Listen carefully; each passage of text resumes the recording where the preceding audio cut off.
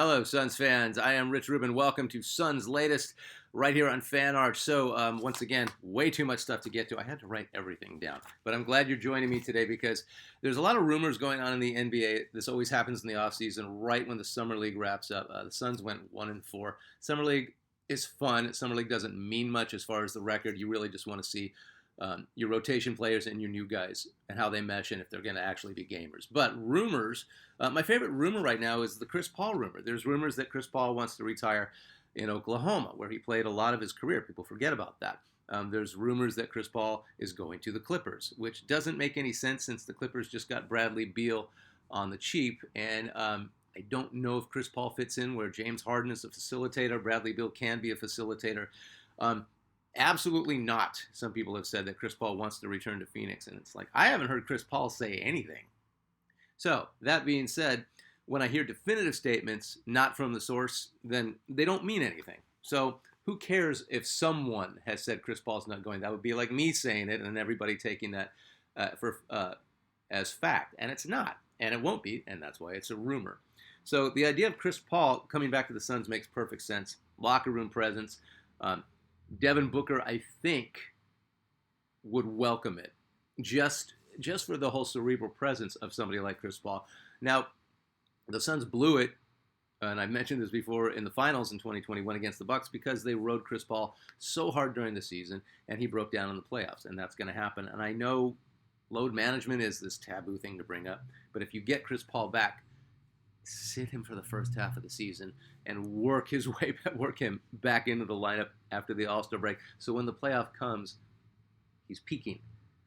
He's not going to break down. That's the best you can do with a guy who's this age. But I would love Chris Paul back, and I don't think a ton of teams are clamoring for 40-year-old Chris Paul. He's proven what he can and can't do. It's really the mileage at this point. So if he wants to retire with OKC, he could be convinced to give it 2 more years. So 1 year with the Suns. I would like to see Chris Paul back in the locker room, especially with a brand new coach in Ott. He could really help get things back to a little bit, I guess, stable, if you want to call it that. It's not a rumor anymore. Bol Bol has re-signed with the Suns. He re-signed a week ago on the 7th for 1 year. And that could be the weirdest rumor. I read it on Suns. I've read it on 3 different things that he's going to be on the Suns again. Bol Bol is a really strange situation. You know, you see him. He was called Wemby before Wemby. Shaq even said, and you can take Shaq's word. Hey, Shaq knows a thing or two. But Shaq said he should be better than Wemby. He's not. He has all the tools to be 7'3", 7'8" wingspan, but likes to play as a 2 guard. Likes to run the break. Likes to run around. Doesn't play defense. He's obviously going to be a good shot blocker just because of his natural his physique, but he doesn't go for it. He's too skinny to get the rebounds that you want him to get because he can't mix it up because he just gets bumped around. He can't do all the things that you think he should be doing, but because of his freakish athletic nature and his size and his wingspan, he makes for really fun highlight reels. So when Bol Bol makes it to SportsCenter or makes it somewhere where you see him, you're like, oh my God, this guy's all world. This guy is as good as anybody. 7'2", 6-year pro. He has all the tools. His instincts are good too. Heralded coming out of college, a Euro step. He can fly. He loves to dunk. He can handle the ball. The issue is he doesn't seem to care. So this is. I forgot about all this stuff. In 6 years, Bol Bol drafted by Miami, traded to Denver, to the G League, back to Denver, traded to Detroit, failed his physical, back to Denver, traded to Boston, never put on a Boston uniform, traded to Orlando, waived by Orlando. Suns pick him up, look like a good fit until same thing. Too skinny to muscle anyone out, and too talented not to try or get into the gym or figure out what it is he needs to be to stay on the court because he's been on the court. He had a string of like 20-point games. He had like 5 games last year where he had 20 and like 6 and a couple of assists, and he looked great. And then he had a string of games where he barely got 6 points and didn't do anything. And there are so many times on the court where he looks disinterested. So, signing a $6 million 1-year contract with the Suns, that's fine. They can get rid of him if he's not fitting. It's not a big deal. He is an exciting idea. I don't know if at this point he's going to pan out. He just doesn't seem interested enough. Drew Holiday. There's not been a single rumor about Drew Holiday, one of my favorite NBA players, forever. He's on Portland again. Remember he went to Portland a couple of years back before he went to Boston? He went from I can't remember. He went from Milwaukee after helping them win a title. He goes to Portland for Dame. Dame is now back in Portland. Drew is back in Portland. Drew did not want to go to Portland. He didn't want to leave Boston. He did have some injuries last year. I think he's at 35 right now. But I would love to start the rumor of getting Drew Holiday to the Suns. And if he gets there, I don't care about Chris Paul. Drew Holiday is a steady presence in a locker room. One of the greatest defensive players of all time. Absolutely bullies people. And it feels like with a guy like Dillon Brooks and a few more athletic wings and 3 7-footers, and we're going to get to the Suns centers in a second, it seems like the Suns could use somebody like Drew Holiday, and he might fit into the system, which I have a feeling is forming into a little bit more tough-minded Suns team. I would really like to see Drew Holiday in a Suns uniform. I don't care how old he is, and I don't care how injury-prone he is. Moving on to the Pacific Division. So we just talked about Drew Holiday. The Portland Trail Blazers. And I don't know if I'm going to do all the teams. I might do. Let's see. Portland. So I'll do Portland, Golden State, and the Lakers today. And on the next one, I'll finish up with the Kings and the Clippers. Clippers are an interesting team this year. So Portland Trail Blazers. Suns competition. Not really. I mean, the weird thing is they beat the Sun. I think they beat the Sun season series last year, which is not surprising. The Suns just. I'm sorry. I'm getting really cynical with last year in the Suns, but once again, it was a nothing year. So it's not a good year, it's not a bad year. It was a nothing year because nothing happened. Nothing was interesting last year. It was just a nothing year. So Portland Trail Blazers. Drew Holiday, as I said, does not want to be there. DeAndre Ayton is gone. He's a Laker now. Anthony Simmons is gone. Damian Lillard is now back to the Blazers, but he's out for the season because of his Achilles. So, who's to say Dame's going to be Dame in a year? And without really researching it, nobody really knows who's on the Blazers anymore. I think Chauncey Billups is still the coach. I'm telling you, you just forget that they're in the league because they just keep doing the same stupid thing over and over. They draft guys that don't pan out or are complete busts, and then I don't get taking Dame back for a pretty penny too. It's all over sports media. So I don't think Portland is going to do anything. I think Portland is going to have, once again, a nowhere season. Moving on to the Golden State Warriors. So, all right, we keep saying, okay, one more year with Steph and Draymond. Klay Thompson is now a Maverick. But the Warriors got Jimmy Butler. This is going to sound so weird. Perfect improvement over Klay Thompson. Last year, those 3 30-somethings made some noise, beat Houston in the playoff series, and then Steph went down. And once again, we're talking about these guys, the 82-game season plus a 7-game series out of the box in the first round all the way to the end. You can't just keep doing this with your 30-year-old guys. And you have to figure out a way to load manage them. I'm so tired of the term, but you have to figure out a way not to have them go full blast all season long because they're going to burn out in the playoffs, and that's exactly what happened with Steph Curry. That being said, you get Jimmy Bucket, Steph Curry, and Draymond Green healthy and ready to run through the playoffs. I don't really care who the complementary players are. They lost Kevon Looney, so they're going to need a big. Nick Richards, maybe? Get somebody back for him.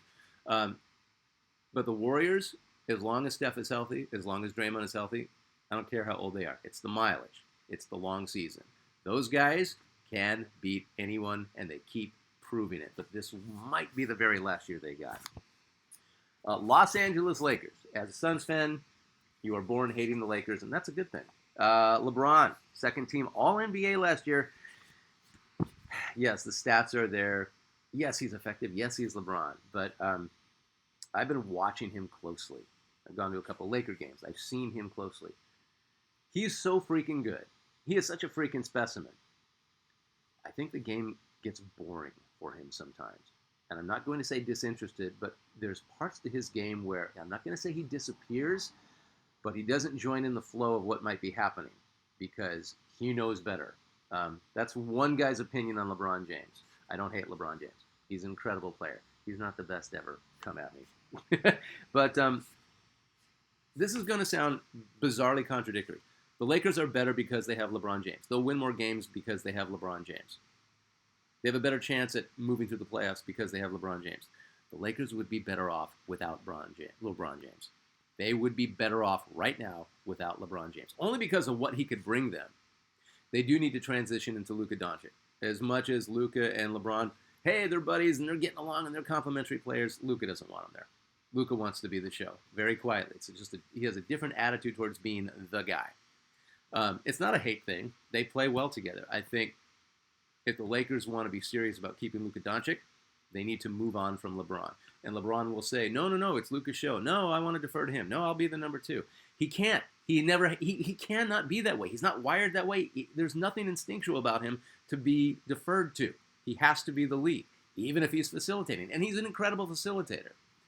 But it's just that underlying, that's him, that's the other him. You can't have 2 hims like that on the same team.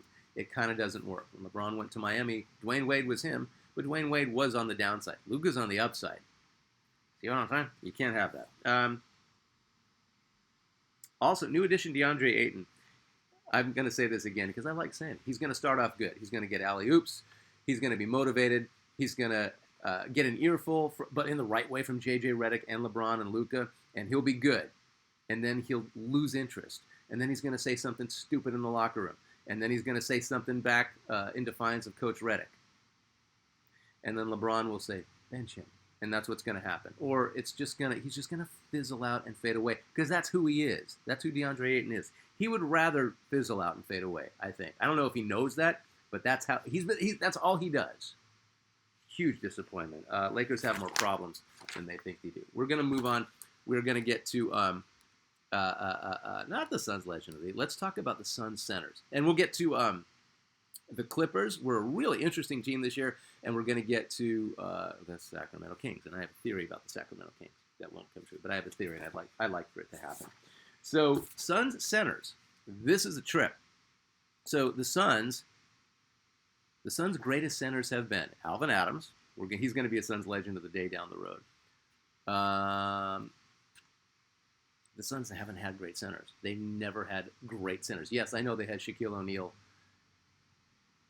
for a minute, and he did nothing. I'm sorry. He was fun. It was cool. He was the big Shaqtus. He wasn't playing defense anymore.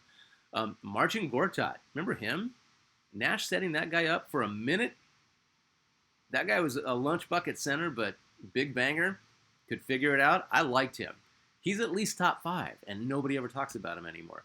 And then back in the day when the Suns lost the coin flip to the Milwaukee Bucks in the late 60s, in 68, when Kareem came into the league, he was Lou Alcindor back then. The Bucks won the coin flip. They got him, and the Suns got a guy named Neil Walk. Nobody remembers Neil Walk. Suns fans do. But Neil Walk did give Wilt Chamberlain fits. He was a big body, and he could bang. So right now, the Suns are looking at 3 7-footers, all active, all on the roster. Nick Richards. Last year, Suns got him from Charlotte. 9 points, 8 rebounds. Serviceable guy. Good body, good athlete, 7 feet long.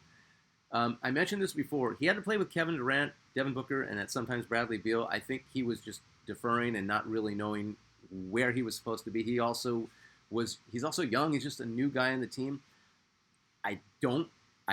Nobody really got to see what he can do, and I don't know if he's the guy. That being said, Coach Jordan Ott worked with Evan Mobley last year, helped him become Defensive Player of the Year. I think Ott knows how to work with big men, and I think that's why the Suns now have 3 7-footers on the roster. I think there's a huge change coming with the culture and the idea of the Suns having big guys on their roster instead of just running and gunning all day long. It just seems like all these pieces are coming together. I don't know if you want Nick Richards for your starting center. Really perfect for a backup, though, and good trade bait as well. So Mark Williams, 7 feet 240. Last year for Charlotte in 44 games, 15 points, 10 rebounds, 2.5 assists. These are good numbers. Top field goal percentage, right up there with Giannis, 60%. For somebody who averaged, like one of 3 guys who averaged that much on that kind of shooting. Career high 38 points on 14 for 18 shootings, 14 for 18 last year. This is why the Lakers wanted him. And when he got to the Lakers, there was something going on with his injury issues. He hasn't played a full season since he came into the league. Weird injury history, so it's a gamble.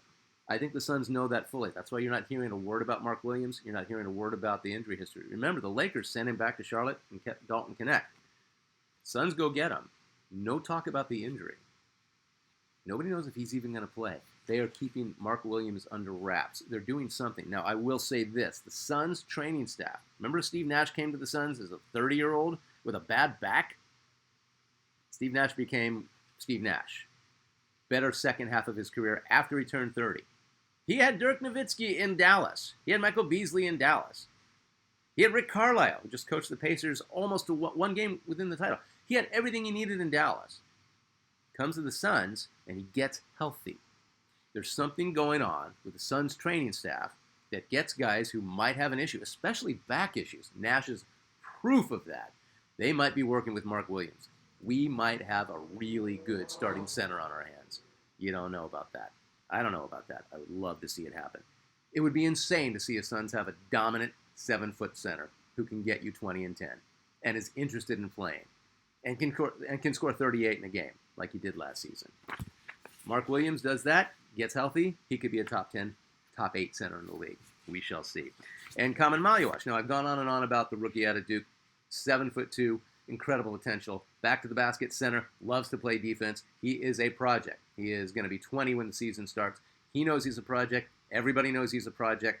But what I just said about Nick Richards and Mark Williams, those guys are healthy and they're playing.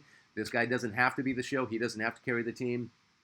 Upside is absolutely incredible for Maluash. So the Suns have 3 7-footers, and that is freaking exciting. Moving on to the Suns' legend of the day.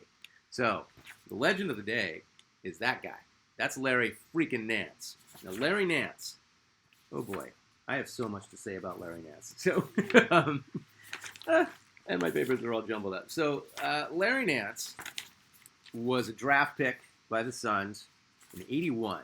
So when the draft comes around, it's really exciting, right? Especially like the guys that like when LeBron comes out, or a Michael Jordan and Sam Bowie and Akeem Olajuwon come out. I mean, the draft is a lot of fun for the NBA, mostly because, there's barely 50 guys. It's not like this long, arduous process of, oh, I wonder. It's like you kind of know who the good players are going to be. It's the NBA. There's only 11 men on a roster. So the excitement of a celebrated draft pick making good in the NBA, great story. But that story gets better when no one's heard of the guy and he exceeds all expectations. Larry Nance was 100% that guy for the Suns. Out of Clemson, 20th overall pick in 1981. I got to see Larry Nance play his first exhibition as a rookie. The weird thing was, he had already been signed. He hadn't played an exhibition game. He had just done workouts. The Suns couldn't believe they got this guy. We see him play. We're at the practice facility where all the kids you go and just watch the Suns practice and play. We're watching these rookies.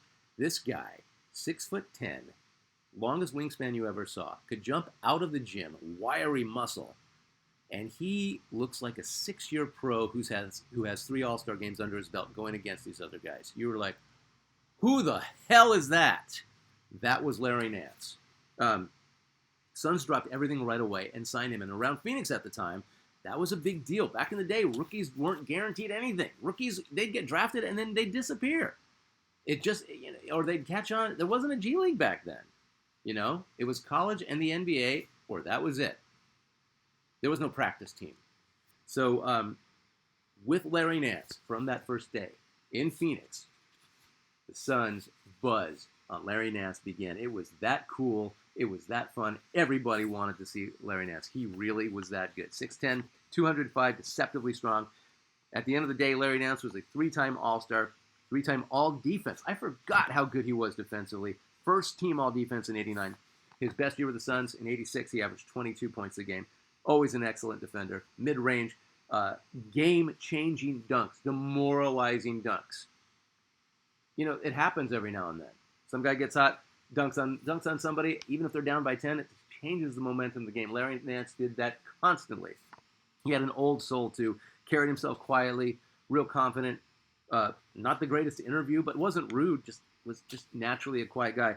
No cockiness or bravado about him. His game, everything about it, he just quietly kicked your ass. Nance is the greatest shot-blocking forward ever in the history of the NBA. When he retired, most blocks for a non-center in NBA history, and I think that still stands. He is best known as the first player. This is amazing. I watched this morning. I had to go back and watch it just so I could talk about it today. Larry Nance, first player to win the NBA dunk contest when it was reintroduced in '84. in Denver, where the original one in the ABA had been held. He beat Clyde the Glide Drexler. He beat Daryl Dr. Duncanstein Griffith, Dominic the Human Highlight Film Wilkins, Orlando Woolridge, Edgar Jones, and Julius Dr. J. Irving. Notice how most of those legends have a nickname? Yeah, Nance didn't have one and didn't need one because he beat them all.